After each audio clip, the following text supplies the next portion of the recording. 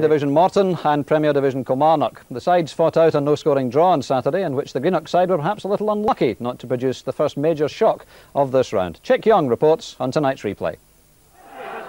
The replay action was delayed 14 minutes to allow a big crowd to shoehorn themselves into Capello. But if things were tight on the far side, then there wasn't much breathing room for the Morton defence in the early stages. Ray Montgomery with the cross on the right side, and the crossbar saved Greenock goalie David Reilly.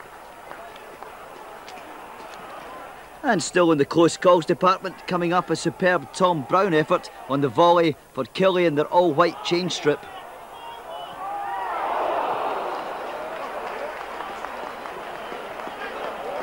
But this was a cup tie of the end-to-end variety, and Morton were never going to be backward about going forward. Yanni Lindberg goes superbly into the inside left channel, and the flying Finn strikes a gem. But with 21 minutes gone, Morton's resilience paid off. McInnes took the corner on the left side, it was headed back into the danger area, and John Anderson got his head in it to put the Greenock side ahead. And not for the first time this season, Killie lose the first goal of the game. Into the second half, and within seconds it should have been 2-0 Morton. The kick-out blunder by Lekovic, and Derek Lilly is left on the end of a free gift scheme, except he can't find the cash-in desk.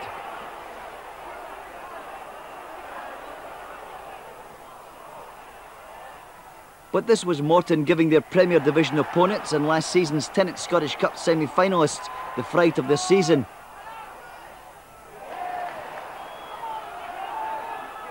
No takers on the end of this one, mind you.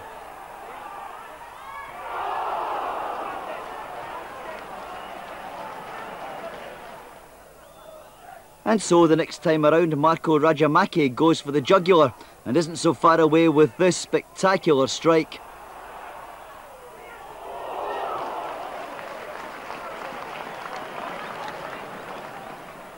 This Derek McInnes free kick might have sewn it up for Morton.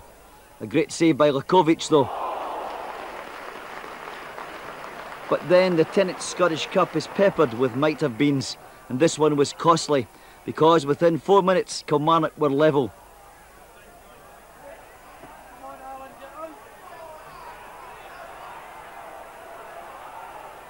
Substitute Steve Maskrey, whose half-time introduction had turned Alec Totten's side, eventually squeezed it home. Extra time then, and Morton had to undergo that without Alan Mahood, who was sent off for a second yellow card.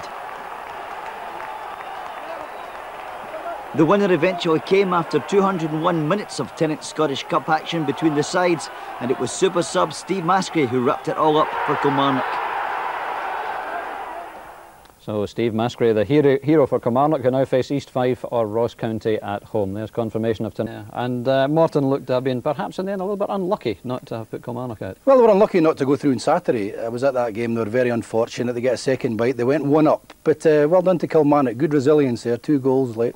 Deserve it. Yeah, it is frustrating for the fans at this time of the year. There's so many matches being postponed because of the weather, isn't it? So of Kilmarnock, it was beginning to look like a long, hard struggle against the drop for them, but their form of late has given encouragement that the Rugby Park team can aim a bit higher. Alec Totten has traded cleverly in the transfer market, and unlike David Murray, he's more than interested in the talent that junior football has to offer. When Alec Totten played Killie's get-out-of-jail-free card against Morton, he gambled on Steve Maskrey. The gamble paid off, and so too has the former St Johnstone striker's summer move to Rugby Park. I was wondering where my future was lying. Had a few clubs at the door, but all part-time, so I was thinking I was going to have to get a job again. But in all fairness to Mr Totten, you know, he took the Kilmarnock job and phoned me the next day, and took me over to Ireland and signed the following week. And I'm delighted to be here. With men like Maskrey on board, Killie are now looking like Totten's team. He signed 6 players from very different backgrounds. Bobby Connor, another free, expensive Manchester United second stringers such as Colin McKee, and following the big impression made by former Glenafton man Tom Brown, others from the junior ranks are getting a second chance in senior football. Well, I think you appreciate it a wee bit more once you're older, you know. When you're younger and you're at a senior club, you think, this is good, you know, and you're just kind of lackadaisical, but when you get a wee second bite of the cherry, second time around, I think you feel a wee bit more determined, you know. I think it's a tremendous education. They learn their trade there, because you get some lads that sign S forms at 14, become sort of pros at 16, and some of them are a bit soft, whereas the junior world, if you played a junior game, Hazel, it's certainly hard. Times were when some of Scotland's elite players began life in the juniors. The most illustrious name, Dalgleish, started out with Cumbernauld. But more recently, only a few have come through late in their careers. Dougie Arnott, the most celebrated football climber. The newest hopeful is Kilmarnock's ex-Kilburney striker Ian Fitzpatrick. Now 25, with a master's degree and a part-time post at Glasgow University, he's now prepared to take a chance on football and says there are plenty others like him. I don't think it's too old. I mean, there's also a theory that, there's more football left in my legs. You know, I read in the paper this week talking about Mark Hateley, because he missed a year or two out, that, maybe extend it at the end of his career. There's a theory that there's only so much somebody can do, and okay, it's coming in at a later stage, but maybe it means that I could go on for a bit longer. I think the talent is there, probably not as many players as there was before, but at the same time I do think there is players there, and it's a case of, sending the scouts to have a look and giving the lads a chance. Well, it was joy for Kilmarnock on Tuesday, but disappointment from Morton. Mind you, the Greenock team will happily accept their cup exit if they can achieve their main target this season, which is, of course, promotion from the second division. They seem to have every chance, with Jana Lindberg and Marco Rajamaki helping their fight to the finish. Hal Stewart was the man who started it back in the 60s, Morton's Viking invasion.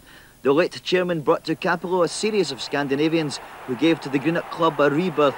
Stars like Kai Johansson, who went on to play for Rangers. When I came to Morton as a 15-year-old, the Scandinavians had just started coming. You had Erik Sorensen, Kai Johansson, Per Bartram, Flemming Nielsen, two Flemming Nielsens, Bjorn Sorensen. And I think, a lot of people have said to me over the years that I was born with a gift. But I think really that these guys helped me probably more than anybody else. And now it's happening all over again, although Finns rather than Danes this time. Jani Lindberg and Marco Rajamaki have triggered a rush at the Capello turnstiles. The reason why I come here is, Well, there was just one clear-cut result from last night's action, but it all ended in controversy at Greenock. The Capello crowd sensed a cup upset when Morton took the lead over their Premier rivals after just 20 minutes. Young defender John Anderson on target. But after riding their luck against a First Division side committed to attack, Kilmarnock finally got the breakthrough 15 minutes from the end. Substitute Steve Maskrey taking it into extra time. And it was the former St Johnstone man who struck again for a cup double in the first period. The Premier Division outfit could now breathe a huge sigh of relief.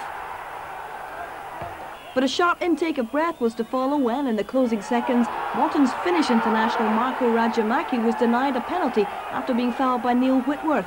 A desperately frustrating night for Alan McGraw's men. Killie go through to face either East Fife or Ross County.